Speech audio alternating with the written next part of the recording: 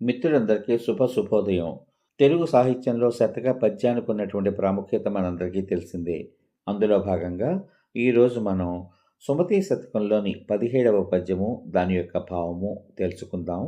అనంతరం ప్రస్తుత సమాజ వాతావరణంలో మనం ఏ విధంగా ప్రవర్తించాలో, అందుకు ఈ పద్యభావం ఎంతవరకు మనకు ఉపయోగపడుతుందో తెలుసుకుందాం. ముందుగా పద్యము, దాని యొక్క భావము యథాతథంగా మీకోసం. ఉపమింప మొదలు తీయన కపటంబెడనెడను జరకు కైవడినే పో నెపములు వెదుకును గడపట గపడపు దుర్గాతి పొందు గదరా సుమతి. ఉపమింప మొదలు తీయన కపటంబెడనెడను జరకు కైవడినే పో నెపములు వెదకును గడపట గపటపు దుర్గాతి పొందు గదరా సుమతి. ఉపమింప మొదలు తీయన కపటం బెడనెడను జరకు కైవడినే పో నెపములు వెదకును గడపట గపటపు దుర్గాతి పొందు గదరా సుమతి. ఇప్పుడు ఈ పద్యం యొక్క భావం యథాతథంగా మీకోసం. చెరుకుగడ మొట్టమొదట తీయగా ఉండి చివరికి పోయిన కొలది కూడా మధ్య మధ్యలో చప్పగా ఏ విధంగా ఉంటుందో ఆ విధంగా పోల్చి చూడగా మోసగాడిన దుర్మార్గునితో స్నేహం మొట్టమొదట ఇంపుగా ఉన్నప్పటికీ కూడా చివరకు తప్పులను వెతికేటువంటి పరిస్థితి ప్రారంభమవుతుంది కదా అని ఈ పద్యం యొక్క భావం. నేటి సమాజ వాతావరణానికి ఈ పద్య భావాన్ని అన్వయించుకుని ప్రస్తుత వాస్తవ పరిస్థితిని మనం తెలుసుకుందాం. ఈ పద్యం కపట స్వభావం కలవారి నాటకీయ జీవితాన్ని మనకి తెలుపుతోంది. నేటి సమాజంలో కూడా ఇలాంటి వ్యక్తులు 160% మంది దాకా విస్తారంగా కనిపిస్తున్నారట. తప్పు తమదే అయినప్పటికీ కూడా దాన్ని కప్పిపుచ్చుకోవడానికి వేరే కారణాలు చూపిస్తారు వాళ్ళు. ఇతరులను నిందిస్తారు. రాజకీయాల్లోనూ సామాజిక జీవితంలోనూ ఇటువంటి కపటలు తమ స్వార్థం కోసం సమాజాన్ని నిట్ట నిలువునా మోసం చేస్తున్నారు, దోచేస్తున్నారు.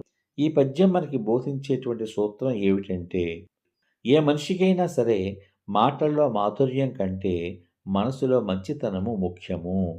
మనం మోసం చేయడం వల్ల తాత్కాలికంగా లాభాన్ని పొందొచ్చు.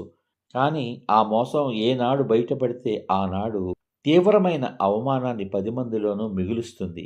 అందుచేత సత్యసంధతే మనిషిని నిజమైన మంచివాడిగా నిలబడుతుంది. అంటే మనసులో ఒకలాగా పైకొకలాగా కాకుండా తన మనసులో ఏ ప్రవర్తన అయితే అనుకుంటాడో అదే విధంగా సమాజంలో కూడా అతను ప్రవర్తించినప్పుడు అటువంటి వ్యక్తిని ప్రతి ఒక్కరూ నమ్ముతారు. అటువంటి వారికి విలువ, గౌరవం ఇస్తారు అని ఈ పద్యం మనకి తెలియజేస్తోంది. కాబట్టి కాకిలా కలకాలం ఉండే కన్నా హంసలా 6 నెలలు బ్రతికినా చాలు అంటారు పెద్దలు. ఆ రకమైనటువంటి మంచితనాన్ని, నిజాయితీని, సత్యసంధతను అలవర్చుకున్నటువంటి మనిషి సమాజంలో నిజమైన మంచివాడిగా ఎప్పటికీ నిలబడతాడు అని ఈ పద్యం మనకి తెలియచేస్తోంది. మరి ఆ రకంగా ప్రవర్తించి చూద్దాం. అలా ప్రవర్తించడం వల్ల ప్రయోజనం ఉందో లేదో మనకే తెలుస్తుంది కదా. కార్యక్రమం ముగించబోయే ముందుగా ఈ పద్యము, దాని యొక్క భావము యథాతథంగా మీకోసం మరొకసారి. ఉపమింప మొదలు తీయన కపడంబెడనెడను జరకు కైవడినే పో నెపములు వెదకును గడపట గపటపు దుర్గాతి పొందు గదరా సుమతి. ఈ పద్యం యొక్క భావం యథాతథంగా మీకోసం.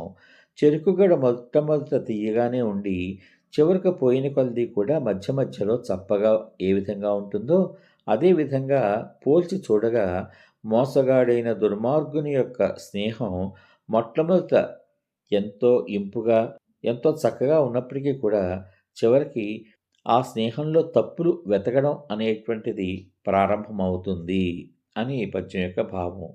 ఈ పద్యం కనుక మీకు నచ్చినట్లయితే ఈ పద్యంలోని భావాన్ని 10 మందికి షేర్ చేయండి. ఈ పద్యం యొక్క భావాన్ని అర్థం చేసుకుని వారు సమాజంలో తమకంటూ ఒక గుర్తింపు తెచ్చుకునే వ్యక్తిగా ఏ విధంగా బ్రతకాలో తెలియని వారికి తెలియచెప్పండి. మళ్ళీ రేపటి భాగంలో మరో ఆణిముత్యం లాంటి సుమతీ శతకంలోని పద్యంతో మీ ముందుకొస్తాను. అంతవరకు సర్వే జనా సుఖినో భవంతు. శుభమస్తు. స్వస్తి.